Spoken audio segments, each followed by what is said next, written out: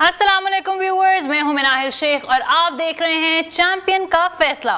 Champions trophy 2025 के छठे match में न्यूजीलैंड ने बांग्लादेश को 5 विकेटों से शिकस्त दे दी।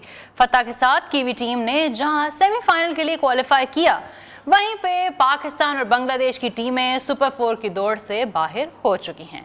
भारत से शिकस्त के बाद पाकिस्तानी शायकीन अगर मगर के खेल के मुंतजिर तो थे, लेकिन न्यूजीलैंड ने सारे ख्वाब चकनाचूर कर दिए। प्रोग्राम में हम मैच के अहम लम्हात, खिलाड़ियों की कारकर्दगी के जायजे समेत आइंदा होने वाले मैच पर भी बात करेंगे। हमारे साथ मौजूद होंगे क्रिकेट के माहिर हारून रशीद साहब, उनसे बात करेंगे। लेकिन सबसे पहले देखते हैं मैच के हवाले से ये रिपोर्ट। जी हारून साहब, हमने आज के मैच की हाइलाइट्स देखी और मतलब ऑब्वियसली दिल तो अफसरदा है। पाकिस्तान बांग्लादेश ऑफिशियली आउट हो गए हैं। अगर मगर के ऊपर हम एज ऑलवेज हम बहुत इंतजार कर रहे थे कि शायद आज एक बड़ा अपसेट हो जाए, न्यूजीलैंड हार जाए, बांग्लादेश जीत जाए तो हमारे पास फिर भी एक चांस होगा। But at the end of the day देखें, क्रिकेट एक गेम है और मे द बेस्ट टीम विन। और आज न्यूजीलैंड डिजर्व करती थी, क्योंकि माइकल ब्रेसवेल को देखा जाए, रचिन रविंद्रा को देखा जाए, तो इन लोगों से हमारी टीम को सीखना चाहिए। कैसे रेट करेंगे आज की न्यूजीलैंड के परफॉर्मेंस को? देखिए, जहाँ तक आपने सीखने की बात की, तो क्या हम मतलब दूसरी टीमों से सीखेंगे? हमने अपने आप से कुछ नहीं सीखना। हम तो कब से ये सुनते चले आ रहे हैं कि जी हम अपनी गलतियों से सीखेंगे, अपनी गलतियों से सीखेंगे, लेकिन हमें तो कोई नज़र नहीं आया। शुक्र करें हमारे कप्तान ने आके इसका भी ऐलान कर दिया कि हमें पता है हमने क्या गलतियां की और हम सीखेंगे उससे। और इंटरेस्टिंगली उनको पता होता है कि वो क्या गलतियां कर रहे हैं और नेक्स्ट मैच में भी वही गलतियां करते हैं। But anyway, having said that, I think New Zealand को पूरा क्रेडिट जाता है, क्योंकि जिस अंदाज में आज वो मैच खेले हैं, उन्होंने बताया है कि वो एक चैंपियन टीम है।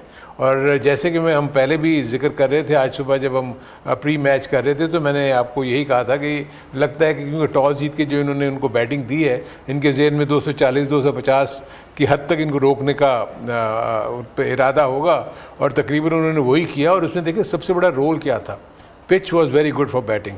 अगर आप देखें तो शंतो ने बहुत उम्दा बैटिंग की है, उसने जिस अंदाज में इनको चार्ज किया, लेकिन जो फील्डिंग का एलिमेंट था ना न्यूजीलैंड का, उसने रिस्ट्रिक्ट किया, क्योंकि उनको मौका नहीं दिया खुले अंदाज से खेलने का बांग्लादेश के बैटर्स को। और आप देखें कितने आउटस्टैंडिंग कैचेस हुए हैं। सो जब आपकी फील्डिंग का लेवल ये हो और बॉलर्स को पता हो कि मेरे फील्डर्स जो हैं हम कितनी ज़्यादा सपोर्ट कर सकते हैं बॉलर को, तो बॉलर्स का दिल बहुत बड़ा होता है, वो खुल के बॉलिंग करते हैं। उनको पता है कि अगर कोई कैच उछला तो ये हो जाएगा, अगर अच्छी शॉट लगी तो ये रुक जाएगी। सो ये अच्छी टीम का खासा होता है। और आप देखें आज रविंद्रा को उन्होंने इंक्लूड किया और उसने आते ही बताया कि वो कितने पाए का प्लेयर है, उसने सेंचुरी स्कोर की। दूसरी तरफ मैं जहाँ तक बांग्लादेश की बात करता हूँ, बांग्लादेश की टीम बुरी नहीं थी। आज फिर उनके टॉप ऑर्डर में से कोई भी क्लिक नहीं किया सिवाय शांतो के। अगर वही जो टॉप 5 में से 2 से 3 का कंट्रीब्यूशन होता है, जैसे कि हमने देखा कि न्यूजीलैंड की तरफ से हुआ। सो ये सबसे बड़ा डिफरेंस था। न्यूजीलैंड एक बड़ी अच्छी टीम लग रही है। अब सिर्फ नंबर 1-2 का मुकाबला होगा, क्योंकि इंडिया भी क्वालिफाई कर गई है और न्यूजीलैंड भी क्वालिफाई कर गई है। जब ये आपस में खेलेंगे, वो ये फैसला करेगा कौन नंबर 1 पे फिनिश करता है और कौन नंबर 2 पे। लेकिन मैं सिर्फ यहाँ ये ज़रूर कहूँगा कि हम अब हमारी टीम तो अब चैंपियंस ट्रॉफी में नहीं रही, लेकिन बीइंग अ होस्ट अब हम ये हमारी जिम्मेदारी बनती है, क्राउड की जिम्मेदारी बनती है कि जितने भी मैचेस हो रहे हैं उसमें ज़्यादा से ज़्यादा जाएं और अपने फेवरेट्स बनाएं। मे बी इंग्लैंड का कोई सपोर्टर्स बन जाएं, कोई ऑस्ट्रेलिया के सपोर्टर्स बन जाएं, इंडिया का तो मैं नहीं कहूँगा, लेकिन बाकी जितनी भी टीमें हैं उनके सपोर्टर्स बने। और आई थिंक ग्राउंड्स जो हैं वो भरें, ताकि आईसीसी को पता लगे कि हमारे यहाँ पे क्रिकेट के कितने पैशनेट फैंस हैं और वो जो मर्जी खेल रही हो। जैसे हमने ऑस्ट्रेलिया और इंग्लैंड के मैच में देखा, लाहौर तमाशा से भरा हुआ था। सो इसी किस्म के मनाजिर जो है ना, वो बाकी रिमेनिंग मैचेस में नज़र आने चाहिए। पाकिस्तान का एक मैच अभी बाकी है जो कि सिर्फ वो कस्टमरी है, ऑब्वियसली उसका कोई इम्पैक्ट तो होना नहीं है। सो आई विश कि ये चीज़ें हों और पाकिस्तान एक बड़ा अच्छे होस्ट की तरह इसको ऑर्गेनाइज करे। बिल्कुल सर, रचिन रविंद्रा की बात की जाए तो उन्होंने आज 112 रन्स किए और क्या ब्यूटीफुल उनकी इनिंग्स थी। और he is a very young lead, he is only 25, लेकिन वो कितना खूबसूरत तरीके से खेल रहे हैं।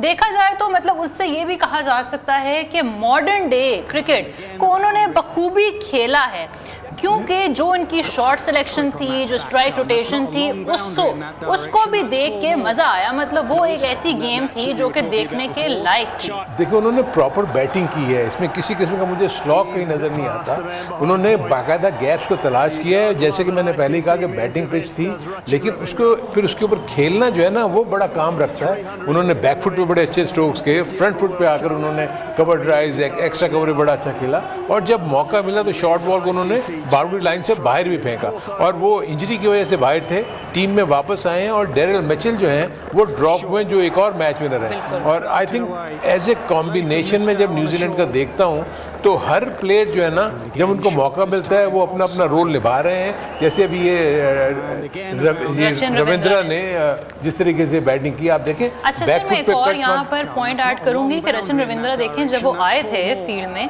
तो 15 for 2 हो चुके थे। मतलब न्यूजीलैंड का कोई बहुत अच्छा स्टार्ट नहीं था। उनके जो दो मेन प्लेयर्स थे, जो ओपनर्स थे, बहुत जल्दी उनके फॉल किए। लेकिन वही वाली बात है ना कि वो जो एक हार का एलिमेंट होता है वो पूरी टीम में ट्रिकल डाउन नहीं हुआ। रचिन रविंद्रा बिल्कुल भी घबराए नहीं, वो आए, उन्होंने अपनी इनिंग्स बनाई, उन्होंने एंकर किया अपने आप को, उनके साथ आए, प्लेयर्स खेले, और उन लोगों ने देखे अपने आप को मैच जिताया। जी बिल्कुल, देखिए वो एक तो टॉप ऑर्डर बैट्समैन है। सबसे बड़ी चीज़ ये है कि वो ओपन भी करते हैं न्यूजीलैंड के लिए, तो नए बॉल को खेलने का उनको अंदाज। देखें, जो मैं अगर कहूँ कि बांग्लादेश ने स्टार्ट अच्छा लिया, उनकी बॉलिंग ने प्रेशर डाला न्यूजीलैंड की बैटिंग के ऊपर, करने की उन्होंने फुल कोशिश की और विकेट्स भी ले लिए दो। लेकिन यहीं वो चीज़ पता लगती है, और वही पार्टनरशिप जो 129 रन की पार्टनरशिप होती है लैथम और रविंद्रा में, वो मैच का पांसा पलट देती है। सो इसीलिए हम कहते हैं कि ऐसी पार्टनरशिप्स जो आखिर तक लेकर जाए और उसके बाद मैच को फिनिश करके वापस आए, तब वो बात होती है। आई थिंक अनलकी रहे कि वो एंड में आउट हो गए, लेकिन उन्होंने टीम को वहाँ तक पहुँचा दिया था कि 46.1 ओवर्स में उन्होंने रन्स जो है, जो हदफ था वो उसको अबूर कर लिया। सो इससे तो मैं फील करता हूँ कि इस पिच के ऊपर, जो कि पिंडी की पिच थी, टोटली वो बैटिंग के लिए बहुत साजगार थी। उसमें फुल ऑफ स्ट्रोक्स थी, और हमने दोनों तरफ से देखा कि क्यों, अगर देखें कि जब वो बांग्लादेश के प्लेयर्स अगर आउट हुए तो नीचे से आके जाकर अली ने आके जो जिस तरीके से एक अच्छी इनिंग खेली, उसने इसके जो बांग्लादेश के स्कोर को 200 और 30 प्लस पे लेके जाने के काबिल बना। सो ऐसी पिच के ऊपर जब हम ब्रेसवेल की बॉलिंग देखते हैं, देखिए ना, अगेन आप देखेंगे सब कॉन्टिनेंट में स्पिनर्स का रोल कितना अहम है। उन्होंने 3 स्पिनर, फिर सेंटनर, ब्रेसवेल और उसके बाद फिलिप्स ने आके बॉलिंग की। हमारी बस अभी स्ट्रेटजी है, उस पर क्या करें, बस अफसोस ही होता है कि हम अपने पेस बॉलिंग के ऊपर, स्लो बैटिंग पिचेस के ऊपर, जहाँ पर गेंद में बाउंस है ना कुछ है, एक अच्छा डिसेंट बाउंस है जिसमें स्ट्रोक मेकिंग ईजी है, और वनडे में और T20 में इसी किस्म की पिचेस बनती हैं। तो आपको लामहाला आपको स्पिनर्स का इस्तेमाल इसलिए करना होता है कि स्पिनर्स को आपको जंप आउट करना पड़ता है, कोई आपको अनऑर्थोडॉक्स स्ट्रोक्स खेलने पे पड़ते हैं जो मौके देते हैं बॉलर्स को आउट करने के। इसीलिए आज देखें ब्रेसवेल ने जो 4 आउट किए, उसने बड़ी अच्छी लाइन और लेंथ पे बॉलिंग की। ब्रेसवेल ने 4 आउट तो किए, लेकिन उसके साथ साथ आप उनके ओवर्स की इकोनॉमी देखें, 2.6, मतलब उनके 10 अनइंटरप्टेड ओवर्स थे और सिर्फ 26 रन उन्होंने कोइंसिड किए। और मतलब बिल्कुल ट्रूली उनको प्लेयर ऑफ द मैच का जो एजाज़ हासिल हुआ है वो बिल्कुल वेल डिजर्व था। उनका शॉट सुनते हैं, उनका क्या कहना था जब वो प्लेयर ऑफ द मैच बने। जी सर, हमने सुना। देखिए, हाँ बिल्कुल, उसने बिल्कुल सही ये लोग कह रहे हैं। देखिए, आप ये देखें कि वो कितने हम्बल, किसी किस्म का उनमें कोई ऐसे वो नहीं था। आउट करने के बाद आराम से एंजॉय करते थे, सेलिब्रेट करते थे। अच्छा, आप ये बात कह रहे थे, मुझे वो इब्रार अहमद का याद आ रहा है। वो सोशल मीडिया के ऊपर काफ़ी उसके ऊपर तनकीद भी हुई। उन्होंने 1 आउट किया, लेकिन उसके बाद जो उनके फेशियल जेस्चर्स थे वो अच्छे नहीं थे। अगर मैं बॉलर हूँ ना, तो मेरा जॉब ये है विकेट्स लेना। तो अगर मैं विकेट्स ले रहा हूँ तो कोई एहसान नहीं करूँगा, क्योंकि मुझे इस जॉब के लिए तो खिलाया गया। देखिए, और जो एक और बड़ी अच्छी चीज़ होती है बॉलिंग में, वो ये है कि देखें इतनी टाइट बॉलिंग थी कि बांग्लादेश को मजबूर होकर इन पर हिट आउट करना पड़ा। जब भी आप डॉट बॉल्स का प्रेशर डालेंगे किसी भी बैटर के ऊपर, तो वो उसको रन्स तो बनाने हैं, क्योंकि 50 ओवर्स का गेम है या शॉर्टर फॉर्मेट का जो भी गेम होता है उसमें आपको रन्स बनाने होते हैं। तो इसलिए जो इन्होंने जिस अंदाज में बॉलिंग की, मैं तो बड़ा इंप्रेस हुआ। आर्म बॉल बहुत अच्छा है इनका, ये गेंद को स्पिन भी कर लेते हैं, और and a very good fielder as well. आप देखें कि बॉलर बैक ड्राइव पे इन्होंने कई ऐसे शॉट्स रोके, वरना यूजुअली वो सिंगल। फील्डिंग की बात कर ली जाए, पूरी जो न्यूजीलैंड की टीम थी उसकी फील्डिंग की बात कर ली जाए, तो वो मतलब हर बॉक्स उनका स्टिक हुआ है, बैटिंग हो जाए, बॉलिंग हो जाए, फील्डिंग हो जाए। अब देखिए ये भी कैच जो था वो ठीक है, ये स्ट्रेट फॉरवर्ड कैच था, उन्होंने मतलब अच्छा एंटिसिपेट किया, लेकिन चंद कैचेस तो बहुत ही अच्छी हुई। फिलिप्स ने जो आके एक बैक भागते हुए किया, ये भी बहुत ही ज़बरदस्त कैच किया था, क्योंकि फुल ब्लडेड स्ट्रोक था, उन्होंने डाइव मार के ये विलियमसन ने कैच किया। तो ये बहुत बड़ा रोल प्ले करता है, ये भी एक आसान कैच था।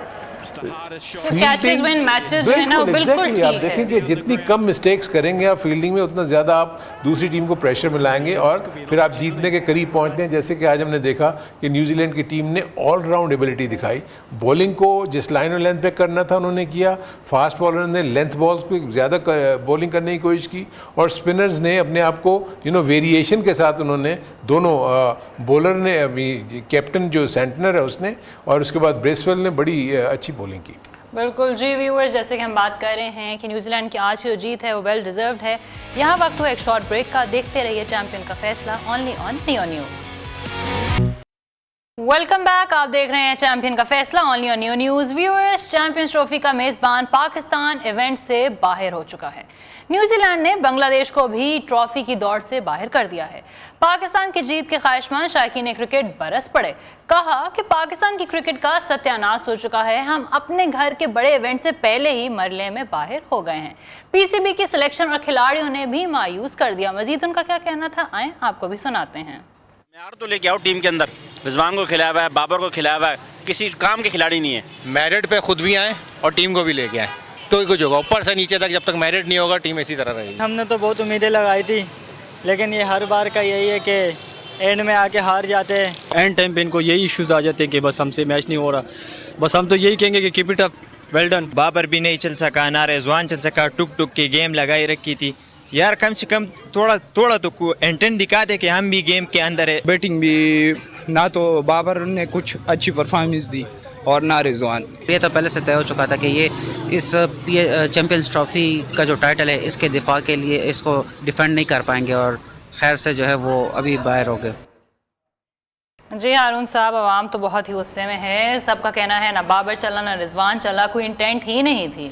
देखिए इसमें तो मैं तो पूरी तरह इनके साथ हूँ, क्योंकि ऑब्वियसली इतनी उम्मीदें लगाकर पूरा क्राउड जो है, आप देखें कि इट्स नॉट दैट कि ओनली इन पाकिस्तान, दुनिया भर में जितने भी पाकिस्तानी हैं वो सारे टेलीविज़न के साथ, और आपको पता है टाइम जोन्स का कितना फ़र्क है, लोग कभी रात को 2 बजे उठते हैं, 3 बजे उठ के मैच देख रहे होते हैं। इट्स नॉट दैट कि पाकिस्तान की टीम हार गई, द थिंग इज़ कि जिस अंदाज में खेल की हारी है उसका इशू है, जिस अंदाज में टीम सिलेक्शन हुई है उसका इशू है। सो मेरे अपने नज़दीक लोग अब बातें कर रहे हैं, आप भी जैसे मुझसे कह रही हैं कि सर्जरी की बातें हुई कि सर्जरी होगी। देखें, सर्जरी से पहले ब्रेन स्टॉर्मिंग सेशंस होने चाहिए। सर्जरी ये नहीं कि आपने कप्तान को हटा दिया, आपने सिलेक्शन कमेटी कर दी, ये तो कॉस्मेटिक चेंजेस होंगी। पाकिस्तान के जो डीप रूटेड प्रॉब्लम्स हैं उसको आप कब देखोगे? उसको पहले देखने के लिए आपको सीनियर एलिमेंट को इकट्ठा करना होगा, जिनको क्रिकेट के बारे में पूरी नो-हाउ है, जो डोमेस्टिक क्रिकेट को जानते हैं, जो ऑलरेडी इन किस्म के ओहदों के ऊपर काम कर चुके हैं। आपने तमाम उन नए लड़कों को जो भी रिसेंटली रिटायर्ड हुए हैं उनको आपने सिलेक्शन का वो इतना बड़ा रोल दे दिया जिसके वो अहल, मैं इसलिए नहीं कह रहा कि वो अहल नहीं, एक्सपीरियंस नहीं है। जब आपका एक्सपीरियंस ही किसी चीज़ का नहीं होगा, स्ट्रेट अवे आप अगर किसी अप्रेंटिस को कह देंगे आओ जी पाकिस्तान की टीम को सिलेक्ट कर लो, तो उसमें बड़े इश्यूज होते हैं। उसके बाद मुझे आकिब जावेद से भी बड़ी उम्मीदें थी, क्योंकि वो डेवलपमेंट में बहुत काम कर चुके हैं, एक फ्रेंचाइज के साथ वो काम चेक कर चुके हैं।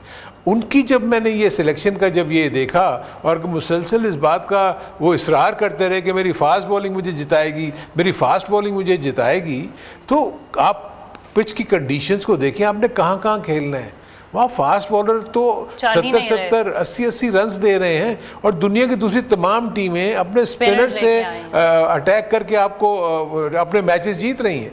सो इश्यूज डेफिनेटली हैं, लेकिन कॉस्मेटिक चेंजेस से कुछ नहीं होगा। आपकी डोमेस्टिक क्रिकेट में अब लोग कहते हैं कि बाबर ने कुछ नहीं किया, आपने कहते हैं कि रिजवान ने कुछ नहीं किया। आप मुझे बताएं क्या उनके रिप्लेसमेंट्स आपके पास मौजूद हैं? आपके पास नहीं है मौजूद। जब आपके पास रिप्लेसमेंट्स ही मौजूद नहीं है और ना ही उसकी तैयारी है, यानी कि आपका डोमेस्टिक क्रिकेट का जो सर्किट है वो खिलाड़ी प्रोड्यूस नहीं कर रहा जो ऊपर आगे इनकी जगह ले सके। इस वक्त इंडिया के पास 10 ऐसे प्लेयर्स जो मैं देख रहा था बाहर बैठे हुए हैं जो इस टीम का हिस्सा बन सकते हैं because of their performances in you know ODIs और T20 क्रिकेट। और 4 से 5 तो कल मैच देख रहे थे वहाँ क्राउड में बैठ के। तो हमने कर ली, लेकिन अभी आपने इंडिया का भी हवाला दिया कि इंडिया के पास 10 ऐसे और प्लेयर्स बैठे हुए थे जो एक अच्छा प्ले कर सकते थे पार्ट। तो पाकिस्तान क्या करे, ऐसी कौन से मेथड्स अपनाए, क्या चीज़, क्या प्रोसेस को अपनाया जाए कि पाकिस्तान भी अच्छे लड़के प्रोड्यूस करे जो कि अच्छा क्रिकेट खेलें? देखिए, दुनिया भर में जो बेस बनती है वो आपकी लोअर लेवल की जो टियर है जिसमें फर्स्ट क्लास क्रिकेट है, हमारे मुल्क में उससे नीचे जो है वो डिस्ट्रिक्ट क्रिकेट है और उससे पहले जो है क्लब क्रिकेट है। इन टियर्स के ऊपर सबसे पहले काम करना होगा, क्योंकि जब आप निचले लेवल से शुरू करेंगे तो प्लेयर्स वहीं से ट्रेन होके डेवलप होके आप देख लेना कि हर कोई ये बात कर रहा होता है कि पाकिस्तान के फिटनेस के इश्यूज़ हैं, पाकिस्तान के स्किल्स के इश्यूज़ हैं, पाकिस्तान के बॉलर्स एक जगह पे बॉलिंग नहीं कर सकते, पाकिस्तान की टीम के इंड्योरेंस नहीं है, वो हार्डली 20 से 25 ओवर्स के बाद जाके वो थक जाते हैं, फील्डिंग नहीं कर सकते, फील्डिंग नहीं कर। सो इसलिए कि आपने उनको अर्ली स्टेजेस से ये चीज़ें नहीं सिखाई, हम उनको स्लाइड सिखाते हैं जब वो हमारे पास आते हैं पाकिस्तान अंडर 19 में, ये पाकिस्तान ए में, जब हमें पता लगता है इनको स्लाइड करनी नहीं आती, इनको डाइव करनी नहीं आती, तो ये थ्रो करनी नहीं आती। अब जब आप ये उस लेवल पे उनको सिखाएंगे जिसमें वो सीखे सिखाए आने चाहिए, तो इसीलिए आपको निचले लेवल के ऊपर सबसे पहले काम करना होगा और बड़े मजबूत अंदाज में काम करना होगा, क्योंकि जो जो आपके स्टेक होल्डर्स हैं, चाहे वो एसोसिएशंस हो, चाहे वो डिपार्टमेंट्स हो, उनको डिफाइंड रोल्स दिए जाएं कि भाई आपने इन लेवल्स के ऊपर काम करना है और हम इसकी रिपोर्ट बैक करें, हमें बताएंगे जी आपने जो ये 3 महीने या 6 महीने के बाद हमें रिपोर्ट दें कि आपके यहाँ कौन कौन से प्लेयर्स ऐसे हैं जो ऊपर आ रहे हैं, उनको हमने कौन सी एकेडमी में काम करना है, आपको रीजनल एकेडमी में काम करना है या आपको हम नेशनल क्रिकेट एकेडमी में लेके जाएं। सो इश्यूज़ तो हैं, लेकिन ये बैठ के और जब तक ये अपने लोगों को नहीं बुलाएंगे जो रियल सेंस में जिनको आइडिया है कि किस तरीके से क्रिकेट को और निचले लेवल की क्रिकेट को चलाना है, मोस्टली मैं देखता हूँ कि मुझे उनकी किसी भी कैपेबिलिटी पे तो एतराज़ नहीं है, लेकिन वहाँ जो लोग बैठे हुए हैं वो आए हुए हैं गवर्नमेंट ऑफिस से, कोई कमिश्नर है, कोई कुछ है, भाई वो तो आए हुए हैं डेपुटेशन पे। द मूवमेंट अगर खुदा ना खास्ता बोर्ड ख़त्म होता है, कोई चले जाते हैं, तो वो तो वापस चले जाएंगे अपने अपने इदारों में। लेकिन क्रिकेट का तो कोई भी डेवलपमेंट, कोई ऐसी चीज़ नहीं होगी, तो यहाँ से क्रिकेट से मुंसलिका लोग लाएं। क्रिकेट की administration is something else, cricket की जो एथिक्स है या उनकी जो नो हाउ है वो उन लोगों के हाथ में होनी चाहिए जो क्रिकेट को जानते हो। इन्होंने बुला तो लिया प्लेयर्स को, इन्होंने मेंटोर्स भी बना दिए, इतनी हाईली उनको पेमेंट के ऊपर, उनकी सैलरीज बहुत ज़्यादा हैं, लेकिन उनके रोल्स डिफाइन ही नहीं है, वो क्या करें? कि आपका वकार यूनुस बैठे हुए हैं कि उसमें वो कह रहे हैं कि मुझे तो पता ही नहीं मैंने करना क्या है, और आप उसको 50 लाख रुपए महीने का दे रहे हो। This is something very bad. ठीक है जी व्यूअर्स, जैसे कि हारून साहब ने कहा कि अब टाइम आ गया है कि पूरा सिस्टम चेंज हुआ जाए, क्योंकि इस तरह और नहीं बात चल सकती। पाकिस्तान क्रिकेट टीम काफ़ी देर से हारती आ रही है और ना अपनी वो परफॉर्मेंस दिखा सक रही है। यहाँ वक्त हुआ है शॉर्ट ब्रेक का, देखते रहिए चैंपियन का फैसला only on neo news. Welcome back viewers. कल रावलपिंडी क्रिकेट स्टेडियम में जनूबी अफ्रीका और ऑस्ट्रेलिया की टीम्स मद्दे मुकाबल होगी। जनूबी अफ्रीका क्रिकेट टीम के कप्तान टेम्बा बवूमा और ऑस्ट्रेलवी बैटर एलेक्स कैरी की इस्लामाबाद में प्रेस कॉन्फ्रेंस की। उन दोनों का क्या कहना था, आए आपको सुनाते हैं। जी हारून साहब, कल की प्रेडिक्शन बता दें। साउथ अफ्रीका और ऑस्ट्रेलिया का मैच है, किस टीम को आप सपोर्ट कर रहे हैं? नहीं, very very important game for both the teams. वो इसलिए कि जो भी टीम जीतेगी वो क्वालिफाई कर जाएगी सेमीफाइनल के लिए, तो इसलिए बड़ा इंटरेस्टिंग मैच होने जा रहा है कल। तो आप लोग ज़रूर ग्राउंड में भी पहुँचिए और टेलीविज़न पर भी देखें। जीत कौन रहा है? मेरे अपने नज़दीक साउथ अफ्रीका का पलड़ा भारी रहना चाहिए। साउथ अफ्रीका का, ठीक है जी व्यूअर्स। कल ये मैच होने जा रहा है रावलपिंडी क्रिकेट स्टेडियम में, और जैसे हारून साहब एक मरतबा फिर से उन्होंने कहा कि हम होस्ट कंट्री हैं, ज़रूर जाएं और बाकी टीम्स को भी सपोर्ट करें, उनका हौसला अफजा करें। व्यूअर्स, देखते रहिए चैंपियन का फैसला ओनली ऑन नियो न्यूज़।